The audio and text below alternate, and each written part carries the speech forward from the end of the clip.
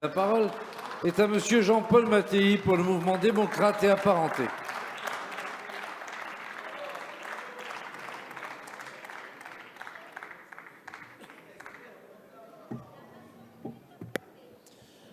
Merci Monsieur le Président, Monsieur le Premier ministre, Mesdames et Messieurs les ministres, mes chers collègues. Le groupe MoDem ne votera pas cette motion de censure émanant du groupe Les Républicains.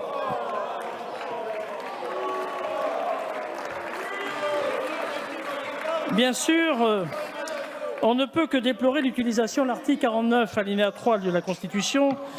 Il s'agit là effectivement d'un échec de l'Assemblée nationale dans ses prérogatives qui visent à faire et voter la loi. Mais cet échec ne vient pas de nulle part.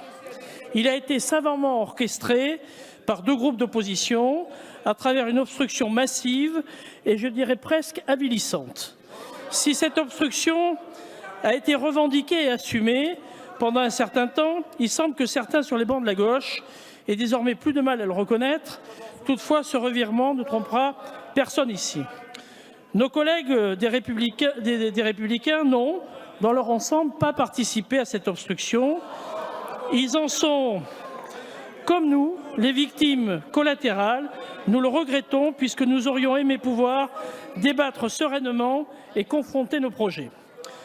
Nous aurons au total passé 80 heures en commission et 13 jours en séance publique pour ne pas pouvoir, in fine, débattre au fond des idées que nous portions.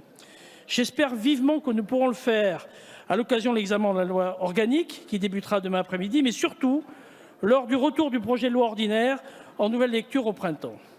En effet, c'est comme cela qu'auraient dû se dérouler nos discussions. Une confrontation de nos conceptions de l'avenir de notre système de retraite. Certains ont voulu l'empêcher, peut-être parce qu'ils ne veulent rien changer, ou peut-être parce qu'ils savent au fond de la démagogie qui se cache derrière la proposition d'abaisser l'âge de la retraite à 60 ans. Cette réforme est pourtant inéluctable, car on ne peut pas continuer avec le système actuel. Les économistes parlent à juste titre du triangle maudit des retraites.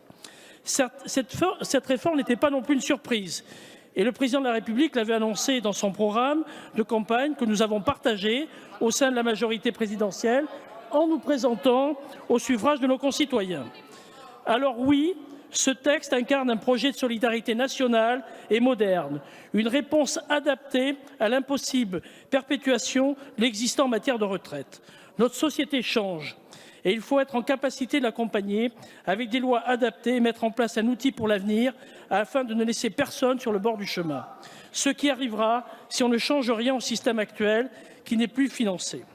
Bien sûr, la conception d'un système universel par points constitue une innovation plus difficile à mettre en œuvre qu'une simple augmentation de l'âge légal de départ que prônent nos collègues des bancs républicains. Cela nécessite des projections, des transitions longues. Tout cela est contenu dans le projet de loi.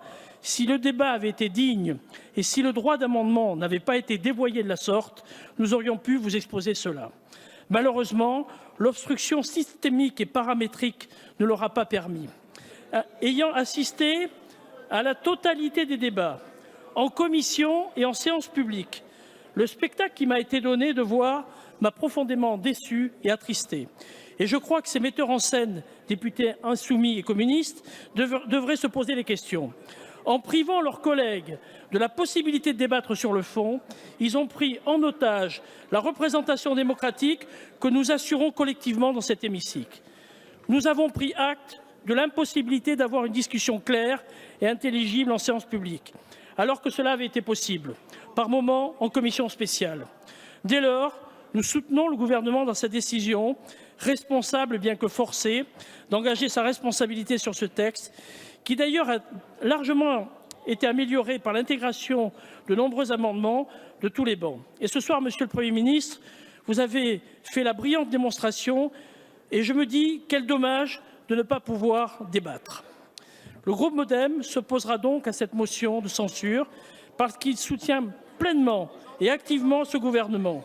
Nous invitons nos collègues à retrouver leur raison républicaine et à reboucher les fameuses tranchées pour revenir à un travail parlementaire sérieux, respectueux et digne de cette belle maison.